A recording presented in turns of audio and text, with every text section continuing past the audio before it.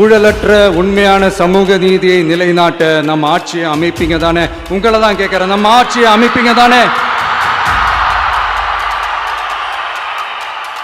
இந்த விஜய்க்கு ஒரு வாய்ப்பு கொடுப்பீங்க தானே?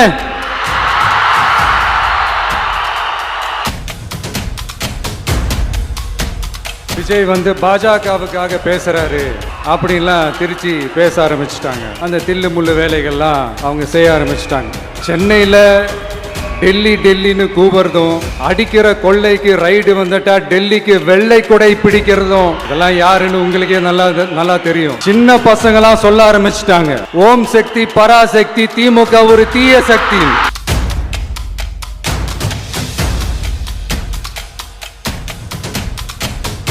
தண்ணீர் திவால் அப்படின்ற அந்த தலைப்புல தண்ணியே இல்லாம திவால் ஆக போகுது அப்படின்ற அந்த கட்டுரை படிக்கும் போது உண்மையிலேயே மனசுக்கு ரொம்ப பகீர்னு இருந்தது. இந்தியாவிலேயே அது முக்கியமா நம்ம தமிழ்நாட்டில் இன்னும் கொஞ்ச காலத்திலேயே தண்ணியே இல்லாம திவால் ஆக போகுதான். அதுக்கு காரணம் நிலத்தடி நீரை பாதுகாக்காம விட்டது தான் காரணமா. மண்ணையும் மணலையும் கொள்ளையடிச்ச பின்ன வேற என்ன நடக்கும்? இந்த மணல் மாஃபியா குரூப்புக்கு ஆதரவு அளிக்கிறது யாரு? உங்க திமுக கவர்மெண்ட் தானே.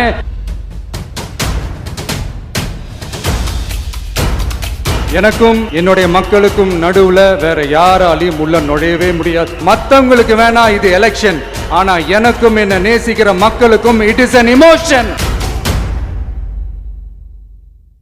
வேலை வேண்டுமா? ப்ளூ ஓஷன் இருக்கிறது. 10th 12th டிப்ளமோ டிகிரி படித்தவர்களுக்கு உணவு, தங்குமிடம், இஎஸ்ஐ, பிஎஃப் இன்சூரன்ஸ் உள்ளிட்ட சலுகைகளுடன் அனுபவத்திற்கேற்ற நல்ல சம்பளம் 15,000 முதல் 30,000 வரை. பெண்களுக்கு முன்னுரிமை. 2,000க்கும் மேற்பட்ட வேலை வாய்ப்புகள் உள்ளன. இப்போதே தொடர்பு கொள்ளுங்கள். Blue ocean. நான் போன மீட்டிங்ல வேலூர்ல பேசும்போது சொல்லியிருந்தேன், தமிழ்நாடு தான் விஜய் தான் தமிழ்நாடு அப்படின்னு நான் சொல்லியிருந்தேன். அது ஏன் அப்படி சொன்னேன் அப்படின்னா, தமிழ்நாட்டு மக்களுடைய ஒரே பிரதிநிதியா, உண்மையான ஒரு பிரதிநிதியா நாம மட்டும்தான் இருக்கிறோம் அப்படின்றதுக்காக தான் அப்படி நான் சொன்னேன். அப்புறம் அந்த தேர்தல் பத்தியும் நான் சொல்லியிருந்தேன், தமிழ்நாடு வர்சஸ் ஸ்டாலின் சார், அதாவது விஜய் வர்சஸ் ஸ்டாலின் சார், அதையும் நான் சொல்லியிருந்தேன். அப்புறம் இன்னொரு கேள்வியும் கேட்டிருந்தேன், இது தமிழ்நாடு சட்டசபைக்கான ஒரு தேர்தல், இதை ஏன் தமிழ்நாட்டுக்கும் டெல்லிக்குமான ஒரு எலெக்ஷன் சொல்றீங்க அப்படின்னு நான் கேட்டிருந்தேன். உடனே விஜய் பாஜகவுக்காக பேசுறாரு அப்படின்லாம் திருச்சி பேச ஆரம்பிச்சுட்டாங்க. அப்புறம் ரெகுலரா ஒன்று பண்ணுவாங்கல்ல, நம்மளுடைய சிறுபான்மை சகோதரர்களை பயமுறுத்தி ஒரு ஏமாத்து வேலை ஒன்று செய்வாங்கல்ல, அது இனிமே அவங்களால தொடர்ந்து செய்ய முடியாதுன்னு அவங்களுக்கு தெரிஞ்சு போச்சு. அதனால தான் நான் என்ன பேசினாலும் அதை திருச்சி பேசுறது, அந்த தில்லு முள்ளு வேலைகள்லாம் அவங்க செய்ய ஆரம்பிச்சிட்டாங்க.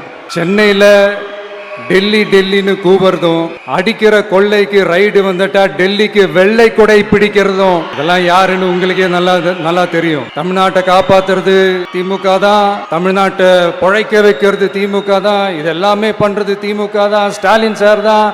இதெல்லாம் ஒர்க் அவுட்டே ஆகாது பாஸ். சின்ன பசங்களாம் சொல்ல ஆரம்பிச்சுட்டாங்க, ஓம் சக்தி பராசக்தி, திமுக ஒரு தீய சக்தி. அதனால இந்த தமிழ்நாடு இன்னொன்னு வேற ஒண்ணு சொல்றாங்க, அது என்னடான்னா தமிழ்நாட்டு அணி டெல்லி அணியா. கிரிக்கெட்ல கூட தமிழ்நாட்டு அணியை டெல்லி அணியால தொட்டு கூட பார்க்க முடியாது. அப்படி இருக்கும்போது கிரிக்கெட்லயும் விசில போடுறது தமிழ்நாடு தான். சிஎஸ்கே வரப்போற எலெக்ஷன்லயும் விசில போட போறது நம்ம டிவிகே தான். தமிழ்நாடு தான் டிவிகே தான் தமிழ்நாடு. இந்த அணி அந்த அணி டெல்லி அணி இதெல்லாம் அனைத்தும் உடைஞ்சி நொறுங்கும், டிவிக்கே அடிச்சு நொறுக்கும்.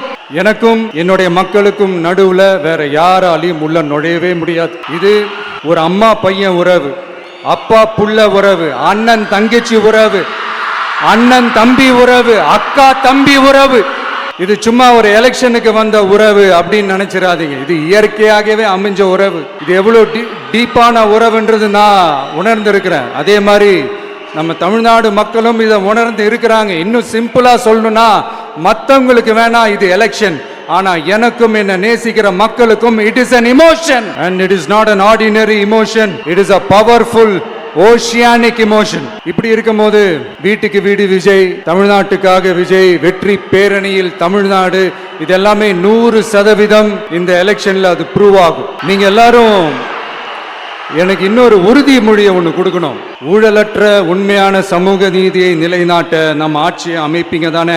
உங்களை தான் கேட்கிறேன், நம்ம ஆட்சியை அமைப்பீங்க தானே? இந்த விஜய்க்கு ஒரு வாய்ப்பு கொடுப்பீங்க தானே? உண்மையிலே கொடுப்பீங்க தானே? இந்த விஜய நம்புறீங்க தானே? ஒவ்வொரு வீட்லயும் விசில் சத்தம் கேட்கும் தானே? அந்த விசில் சத்தம் ஒவ்வொரு பூத்திலையும் புயலா ஒலிக்கும் தானே? Thank you thank you thank you. ஒரு டாக்டர் இருக்காருன்னா நாம எப்போ அவரை பத்தி யோசிப்போம்? இப்போ நமக்கு ஏதாவது உடம்பு சரியில்லை அப்படின்னா அவரை யோசிப்போம், அவர் ஞாபகம் வரும். அது மாதிரி நமக்கு ஏதாவது ஒரு பிரச்சனை அப்படின்னா ஒரு வக்கீலை தேடி போவோம், அவர் ஞாபகத்துக்கு வருவார். இது மனித இயல்பு. அந்த பிரச்சனை வரும்போது நம்ம அவங்களை தேடி போவோம். ஆனா ஆன் டெய்லி பேசிஸ் நம்ம சும்மா சாப்பிடும் போது கூட நம்மள அறியாம ஒருத்தவங்களை பத்தி நினைப்போம், நம்மள அறியாம அவங்களுக்கு நாம நன்றி சொல்லுவோம். அந்த மதிப்பிற்குரிய அந்த மனிதர்கள் வேற யாரும் இல்ல, விவசாயி விவசாயி விவசாயி. அவங்க பார்க்கறதுக்கு வேணா சாதாரணமா இருப்பாங்க, ஆனா அவங்க சாதாரணமான மனிதர்கள்லாம் கிடையாது. இந்த உலகத்தையும் மனிதர்களையும் படைச்சது கடவுள்னு சொல்லுவாங்க, ஆனா அந்த கடவுளுக்கே படையல் போடுற உயர்ந்த மனிதர்கள் தான் நம்ம விவசாயிகள். இந்த பூமியில உயிர் இருக்குது, இந்த பூமியில பூ பூக்கும், காய் காய்க்கும், பூத்து குலுங்கும்னு இந்த பூமியை அழகா காட்டி இந்த பூமியை சாமி ஆக்குறதுல இயற்கையோட சேர்ந்து நம்ம விவசாயிகளுக்கும் ஒரு முக்கிய பங்கு ஒண்ணு இருக்கு. அதனால நான் ஏதோ ஓவரா ஏதோ சொல்றேன்னு நினைக்காதீங்க. எனக்கு இந்த அடுத்த ஜென்மம் மறுபிறவியை பத்தி எல்லாம் எனக்கு தெரியாது. அது உண்மை அப்படின்னா அடுத்த ஜென்மத்துல நான் ஒரு விவசாயி குடும்பத்துல பிறக்கணும்னு ஆசைப்படுறேன். எனக்கு விவசாயத்தை பத்தி டீட்டெயில்டா தெரியாதுதான், நான் ஒத்துக்கிறேன். அதனால மத்தவங்க மாதிரி நானும் டெல்டாக்காரன் தான் அப்படின்னு உங்க காதுல டால்டா ஊத்தலாம் நான் வரல. எனக்கு விவசாயத்தை பத்தி டீட்டெயில்டா தெரியலனா கூட அவங்க படுற கஷ்டங்களை பத்தி எனக்கு நல்லாவே தெரியும். நம்மளுடைய முதல் அரசியல் பயணம் தொடங்கினதே அந்த பரந்தூர் விஷயத்தை கையில் எடுத்துதான். அதனால நம்மளுடைய இந்த ஆட்சி அமைஞ்சதும் தீர்க்க வேண்டிய முக்கியமான பிரச்சனைகள்ல நம்மளுடைய விவசாய பிரச்சனைகளும் ஒண்ணு. முதல்வர் அவர்களுக்கு இந்த மாதிரி நீங்க அது செஞ்சிட்டேன் இது செஞ்சிட்டேன் அப்படின்னு நிறைய பெருமையா சொல்லிக்கிறீங்களே, ஒரு அடிப்படை ஒரு பிரச்சனையை பத்தி ஒண்ணு பேசுவோமா? கொஞ்ச நாளைக்கு முன்னாடி ஐநா சபை ஒரு ரிப்போர்ட் ஒண்ணு வெளியிட்டு இருந்தாங்க. அது கூட தினத்தந்தி நியூஸ்ல கூட வந்துச்சு. உடனே கூகுள் பண்ணி எதுவும் தேடாதீங்க, உங்க ஏஜென்சி வச்சு எதுவும் சர்வே கிருவே எடுக்காதீங்க, எதுக்கு உங்களுக்கு சிரமம். நானே என்னன்னு சொல்றேன், தண்ணீர் திவால் அப்படின்ற அந்த தலைப்புல தண்ணியே இல்லாம திவால் ஆக போகுது அப்படின்ற அந்த கட்டுரை படிக்கும் போது உண்மையிலேயே மனசுக்கு ரொம்ப பகீர்னு இருந்தது. இந்தியாவிலேயே அது முக்கியமா நம்ம தமிழ்நாட்டில் இன்னும் கொஞ்ச காலத்திலேயே தண்ணியே இல்லாம திவாலாக போகுதான். அதுக்கு காரணம் நிலத்தடி நீரை பாதுகாக்காம விட்டதுதான் காரணமா. மண்ணையும் மணலையும் கொள்ளையடிச்சா பின்ன வேற என்ன நடக்கும்? மலைகளை முழுகினா பின்ன வேற என்ன நடக்கும்? கனிம வளங்களை கொள்ளையடிச்சா பின்ன வேற என்ன நடக்கும்? இந்த மணல் கொள்ளையில ஈடுபட்டவங்களை மேல நீங்க சரியா நடவடிக்கை எடுக்கலன்னு அது போதுமானதாக இல்லை அப்படின்ட்டு சென்னை உயர் நீதிமன்றம் சொன்னிச்சே, மறந்துட்டீங்களா? இந்த மணல் கொள்ளை கனிம வள கொள்ளை இதுக்கெல்லாம் காரணம் மணல் மாஃபியா குரூப் தான் மதுரை உயர் நீதிமன்றம் அந்த கிளை சொன்னிச்சு, அதை மறந்துட்டீங்களா? இந்த மணல் மாஃபியா குரூப்புக்கு ஆதரவு அளிக்கிறது யாரு? உங்க திமுக கவர்மெண்ட் தானே. அது இல்லைன்னு சொல்ல முடியுமா? அவங்களோட டீலிங்ல இருக்கிறது யாரு? நீங்க தானே. அது இல்லைன்னு சொல்ல முடியுமா?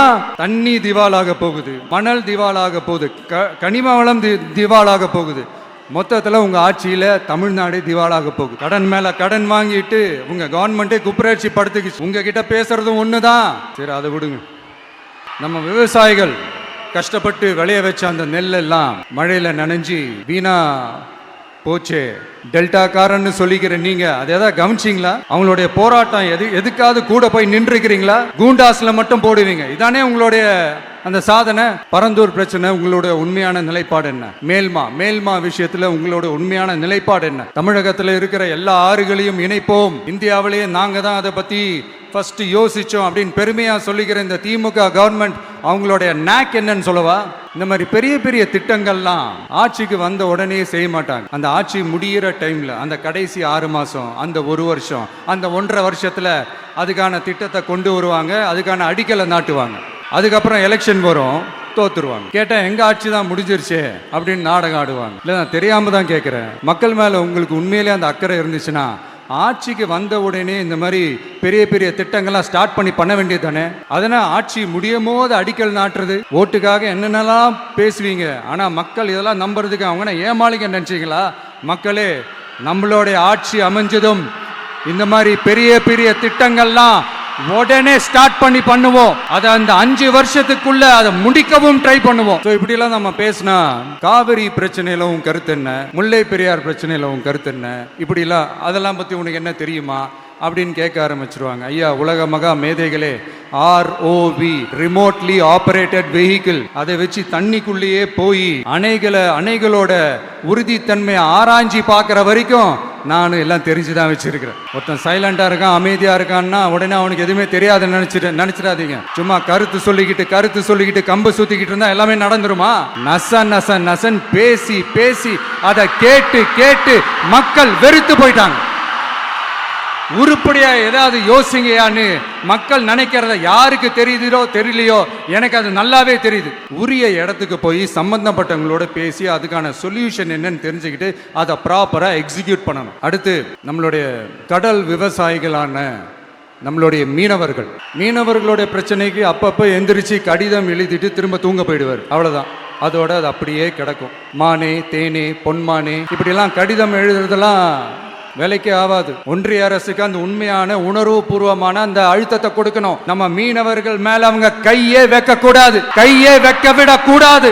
அவங்களுக்கான அந்த பாதுகாப்பு பக்காவா இருக்கணும். அதுதான் நம்மளுடைய ஒரே அஜெண்டா. மீனவர்களே, அடுத்து நம்மளுடைய ஆட்சி தான், கவலைப்படாதீங்க, தைரியமா இருங்க, உங்களுக்கான பாதுகாப்பு பக்காவா இருக்கும். இப்படி இருக்கும்போது அடுத்ததும் நாங்க தான் அப்படின்னு சிஎம் சார் சொல்லுவாங்க. அதெல்லாம் நடக்காது. 2வது முறை வந்ததெல்லாம் சரித்திரமே கிடையாது. இந்த சைனால கிரேட் வால் ஆஃப் சைனா கேள்விப்பட்டிருப்பீங்க. அதோடைய நீளத்தை விட பெரிய டாஸ்க் இது. ஆனானப்பட்ட அவங்க அப்பாவாலே முடியல. நான் முன்னாடியே சொன்ன மாதிரி உரிய இடத்துக்கு போய் சம்பந்தப்பட்டவங்களோட பேசி அதுக்கான சொல்யூஷன் என்னன்னு தெரிஞ்சுக்கிட்டா அதை எக்ஸிக்யூட் பண்றது தான் ஒரு தெளிவான அரசியல். சும்மா ஆறுதல் சொல்றதெல்லாம் தெளிவான அரசியல்லாம் கிடையாது. அதெல்லாம் ஒரு ஹம்பக் அரசியல். அரசியலுக்கு வந்துட்டா கலெக்ஷன் பார்க்கலாம் அப்படின்றதெல்லாம் அரசியல் கிடையாது. உண்மையிலே மக்களுக்கான அந்த உழைப்பு இருக்கணும். அதனால தான் நாம் அரசியலுக்கு வந்திருக்கிறோம். இது எதிரிங்களுக்கு நல்லாவே தெரியும். அதனாலதான் நம்மளை சுத்தி அத்தனை சதிகள். அதுல முக்கியமான சதி என்ன தெரியுமா? இத பாரு, ஒண்ணு நீ இல்லனா நான் இல்லனா நீ இல்லனா நான். நமக்குள்ள வேற எவனும் நடுவுல வந்துடக்கூடாது. நாம 2 பேரால மட்டும்தான் மக்களை ஈஸியா ஏமாத்த முடியும். இந்த விஜய் வந்ததுனால நமக்கு பொழப்பே போச்சு. மக்கள் வேற அவனை தான் நம்புறாங்க. நாம வெளியே அடிச்சுக்கிற மாதிரி அடிச்சுக்கிட்டாலும் உள்ள நம்மளுடைய டீலிங் பக்காவா இருக்கணும். மக்களோட ஃபீலிங்ஸை பத்திலாம் நமக்கு கவலை இல்லை. நமக்கு டீலிங் தான் முக்கியம். மாத்தி ஆட்சிக்கு வந்துடலாம்னு நினைச்சோம். ஆனா அது நடக்காது போல் இருக்கு. அதனால நீ என்ன பண்ற? எஸ்ஓபின்னு போட்டு ஒரு பக்கம் அவனை தடுத்துரு, இன்னொரு பக்கம் அவன் மேல பழி போட்டு நானும் தடுத்துறேன். என்ன ஓகேவா? டீலிங் ஓகேவா? ஓவர்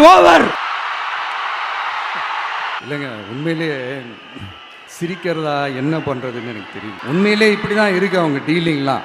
இப்படி பழி மேல பழி போட்டு கரூர்ல ஆரம்பிச்சு நம்ம ஜனநாயகன் படம் ரிலீஸ் வரைக்கும். ஆனா அந்த ரிலீஸ் பிரச்சனையில நிறைய பேர் குரல் கொடுத்தாங்க. நம்மளுடைய முதல்வர் அவர்கள் கூட பூசி மொழிகி பட்டும் படாம குரல் கொடுத்தாங்க. But what ever it is, குரல் கொடுத்த அவங்களுக்கும் மற்றவங்க எல்லாருக்கும் இந்த நேரத்தில் என்னுடைய நன்றியை தெரிவிச்சுக்கிறேன். இப்படி நம்ம வெளிப்படையா பேசுறதுனால சிஎம் சாரோட மனநிலை இப்ப எப்படி இருக்கும் தெரியுமா? ஏற்கனவே கட்சிக்காரங்க தொல்லை தாங்க முடியல, தூங்க விட மாட்டாங்க. இந்த விஜயம் வந்து தூங்க விட மாட்டான். நம்ம பாட்டுக்கு ஹைவேல சைக்கிள்ல சோலாவா போலான்னு நினைச்சோம். இவன் நாடானா மக்கள் சக்தியோட வந்துட்டு இருக்கான். இவன் தான் கேள்வி கேட்கறான்னு பார்த்தா மக்களையும் கேள்வி கேட்க வைக்கிறான். 1000 ரூபாய் கொடுத்துட்டு இருந்தோம், 5000 ரூபாய் கொடுத்து ஏமாத்தலான்னு பார்த்தா அதையும் கேள்வி கேட்க வைக்கிறான். விசில் சத்தம் வேற விண்ண முட்டுது. கூட்டணி கட்சிகள் தொல்லை வேற தாங்க முடியல. இவன் பண்ற பிரச்சாரத்தையாத்த முடக்கலான்னு பார்த்தா அப்பவும் மக்கள் அவன் பின்னாடி தான் நிக்கிறாங்க. என்ன பண்றது ஏது பண்றதுன்னு தெரியாத ஒரு மனநிலையில இருப்பாரு. ஆனா சார், நீங்க இந்த விஜயம் முடக்கலாம். ஆனா ஒவ்வொரு வீட்டில் இருக்கிற ஒவ்வொரு விஜயையும் உங்களால முடக்கவே முடியாது. அவங்களாம் ஆல்ரெடி பிரச்சாரத்தை ஸ்டார்ட் பண்ணிட்டாங்க சார். வீட்லயே குடும்பமா இறங்குவாங்க பாருங்க பிரச்சாரத்துக்கு. அப்ப உங்களால மட்டும் இல்ல, யாராலையும் தடுக்க முடியாது. நம்ம டவுன் சவுத்தில் ஒரு ஊரில் உங்கள் அப்பாவுக்கு வெங்கல சிலை வைக்கணும்னு ட்ரை பண்ணீங்கல்ல, அதுக்கு சுப்ரீம் கோர்ட் என்ன சொன்னாங்க? மக்களோட பணத்தில் யாருக்கு புகழ் பாட பார்க்குறீங்க அப்படின்னு கேட்டாங்கல்ல. அதுக்கு என்ன அர்த்தம் தெரியுமா? ஊரா வீட்டு நெய்யில உங்க வீட்டுக்கு ஸ்வீட் செய்யாதீங்க. எப்படி? ஊரா வீட்டு நெய்யில உங்க வீட்டுக்கு ஸ்வீட் செய்யாதீங்கன்னு அர்த்தம். மக்களோட ஒரு அடிப்படை வாழ்வாதாரத்துக்கு ஏதாவது பிரச்சனைக்குன்னு கேட்டா நிதி சுமைன்னு சொல்றீங்க. சிலை வைக்கிறதுக்கு மட்டும் எங்கிருந்து சார் காசு வருது? முதல்ல மக்களுக்கு அந்த சோறுக்கு வழி பாருங்க சார். சிலை வைக்கிறத பத்திலாம் அப்புறமா யோசிக்கலாம். கேஸ் சிலிண்டருக்கு மானியமா 100 ரூபா தரேன்னு சொன்னீங்களே, என்னாச்சு? கரும்புக்கு ஆதார விலையா 4000 ரூபா தரேன்னு சொன்னீங்களே, என்னாச்சு? ரொம்ப நாள் கல்யாணமே ஆகாம இருக்கிற பெண்களுக்கு அவங்களுடைய கல்வி தகுதிக்கு ஏற்ப அரசு வேலை கொடுப்போம்னு சொன்னீங்களே, என்னாச்சு? இதெல்லாம் வெறும் சாம்பிள் தான். இதோட ஹைலைட் ஒன்று இருக்கு. மாநில அரசால முடியவே முடியாதுன்னு தெரிஞ்சுக்கிட்டோம், நாங்க வந்தா நீட்டை ஒழிப்போம். ஆகா ஆகா ஆகா ஆகா, எவ்வளவு பெரிய ஒரு மோசடி இது! கேட்டா நாங்க தான் முன்மாதிரி ஆட்சின்னு சொல்லுவாங்க. மோசடி ஆட்சி. மோசமானவங்களே முக்கியமானவங்க கேள்விப்பட்டிருக்கிறீங்களா? அந்த மாதிரி மோசடி ஆட்சியிலே முக்கியமான ஆட்சி இந்த திமுக ஆட்சி. மக்களை நேசிக்கிற விஜய் வேணுமா? மக்கள் விரோத ஆட்சி நடத்துற ஸ்டாலின் சார் வேணுமா? இந்த விஜய் நம்புறீங்களா, ஸ்டாலின் சார் நம்புறீங்களா? இந்த சத்தத்துக்கு அர்த்தம் தெரியுமா சார்? ஸ்டாலின் தொடரட்டும் அப்படின்னு அர்த்தம் கிடையாது. தீய சக்தி திமுக ஆட்சி மறையட்டும், தூய சக்தி டிவிகே ஆட்சி வரட்டும். நானும் உதிக்கட்டும்னு சொல்லாம்னு நினைச்சேன், பார்த்தா அதை வேற திருச்சி பேச ஆரம்பிச்சிருவாங்க. திருநெல்வேலியில, நாங்குநேரியில இப்போ ரீசெண்டா ஒரே லைன்ல சொல்லணும்னா, நம்ம நண்பர் ஒருத்தர் ட்வீட் போட்டிருந்தாரு. அதையே சொல்றேன். ஸ்டாலின் தொடரட்டும், சட்டம் ஒழுங்கு சந்தி சிரிக்கட்டும். இதுதான் அந்த பிரச்சனைக்கு ஒரே லைன். மக்களே, காஞ்சிபுரத்தில், வேலூர்ல எல்லாம் நம்மளோட விஷனை பத்தி சொன்னோம் இல்லையா? அதே மாதிரி இங்கேயும் சில விஷன்ஸை சொல்லணும். இது மற்றவங்க மாதிரி தேர்தல் வாக்குறுதின்னு சொல்லி ஏமாத்துறது கிடையாது. நம்மளை நம்புற மக்களுக்கு நம்பிக்கை தர்றது. நம்ம ஆட்சிக்கு வந்ததும் இதெல்லாம் செய்ய நடவடிக்கை எடுப்போம்னு சொல்றது. டெல்டா விவசாயிகள் சமீபத்தில் கூட உரத்தட்டுப்பாட்டை சந்திச்சிங்கல்ல. சில பேர் உரத்தை பதுக்கி வச்சு அதிக விலைக்கு வித்ததா நியூஸ்லாம் கூட வந்துச்சு. நம்ம டிவிக்கு ஆட்சி வந்ததும் உரத்தட்டுப்பாடு இல்லாம பார்த்துக்குவோம். 5 ஏக்கர் வரை நிலமுள்ள விவசாயிகள் வேளாண் கூட்டுறவு வங்கிகளில் வாங்கிய பயிர் கடன் முழுமையாக ரத்து செய்வதற்கும், 5 ஏக்கருக்கு மேல் உள்ள விவசாயிகள் வேளாண் கூட்டுறவு வங்கிகளில் வாங்கிய பயிர் கடன் 50% வரை ரத்து செய்வதற்கான சாத்திய கூறுகளை ஆராய்ந்து உறுதியாக நடவடிக்கை எடுப்போம். திமுக மாதிரி எல்லாருக்கும்னு சொல்லிட்டு அதுல தகுதி பிக்ஸ் பண்ணி பாகுபாடு காட்டி ஏமாற்ற மாட்டோம். எல்லாத்தையும் வெளிப்படையாக சொல்லுவோம். 2 ஏக்கர் வரை நிலமுள்ள விவசாயிகள் மற்றும் நிலமற்றவர்கள் குடும்பத்தில் யாரும் மாநில மற்றும் ஒன்றிய அரசு ஊழியராக இல்லாமல் இருக்கும் பட்சத்தில் அவர்களின் குழந்தைகளின் பொறியியல் மற்றும் மருத்துவம் உள்ளிட்ட தொழிற்கல்வி முதல் அனைத்து வகை படிப்புகளுக்குமான முழு செலவையும் அரசே ஏற்கும். விவசாயிகளின் விருப்பத்திற்கு எதிராக எந்த திட்டமாக இருந்தாலும், ஒன்றிய அரசின் நெருக்கடியே இருந்தாலும் அந்த திட்டத்தை உங்களுடைய டிவிகே ஆட்சி முழுமையாக நிராகரிக்கும். எப்போதும் விவசாயிகளின் பக்கமே நம் ஆட்சி நிற்கும். கொள்முதல் நிலையங்களில் முறையாக நெல் மூட்டைகள் பாதுகாக்கப்படும். நெல் முளைத்து வீணாவதை பார்த்து கொண்டு நமது அரசு சும்மா இருக்காது. போதுமான கொள்முதல் நிலைய வசதிகள் ஏற்படுத்தப்படும். அதே போல கொள்முதல் நிலையங்களில் கொள்முதல் செய்வதற்கோ மூட்டை ஏற்றி இறக்கவோ 1 பைசா கமிஷன் வாங்காமல் பார்த்து கொள்ளப்படும். அப்படி கமிஷன் வாங்குவது யாராக இருந்தாலும் கடும் நடவடிக்கை எடுக்கப்படும். 500 ரேஷன் கார்டுகளுக்கு 1 ரேஷன் கடை என்ற வரையறை நிர்ணயிக்கப்படும். கிராமங்களிலும் எடையாளர் நியமிக்கப்படுவார். பெண் விற்பனையாளருக்கு பெண் எடையாளர், ஆண் விற்பனையாளருக்கு ஆண் எடையாளர் என்பது பின்பற்றப்படும். ரேஷன் கடைகளில் அரிசி தவிர அனைத்து பொருள்களும் பாக்கெட் செய்து விநியோகிக்கப்படும். மீனவர்களுக்கு ஒன்றிய அரசு சட்டப்படியான பாதுகாப்பை உறுதி செய்ய வேண்டும். அதற்கான உண்மையான உணர்வுபூர்வமான அழுத்தத்தை ஒன்றிய அரசுக்கு நமது டிவிக்கு அரசு கொடுக்கும். நான் மீண்டும் சொல்றேன்.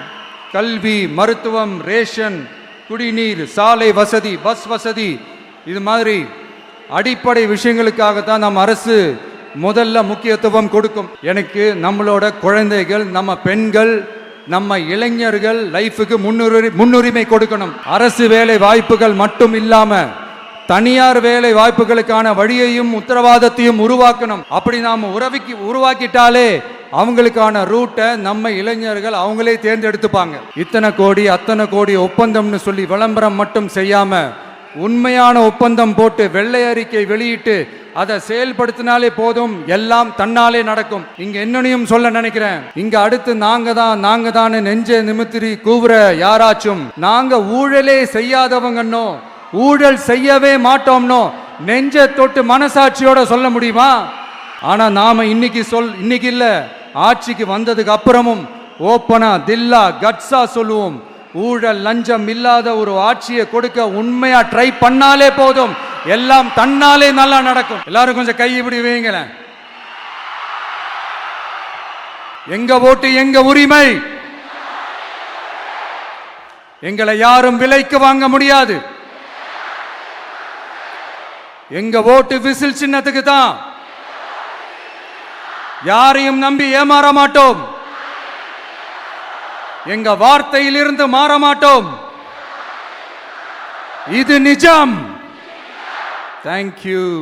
என் நெஞ்சில் குடியிருக்கும் தஞ்சை மக்களே, என் நெஞ்சில் குடியிருக்கும் வேலூர் மக்களே, வேலூர்ல இதை நான் சொல்ல மறந்துட்டேன், சாரி. உங்களுக்காக இங்க நான் சொல்றேன், உங்களோட நான் இருக்கேன், நம்மளோட நம்ம மக்கள் இருக்கிறாங்க.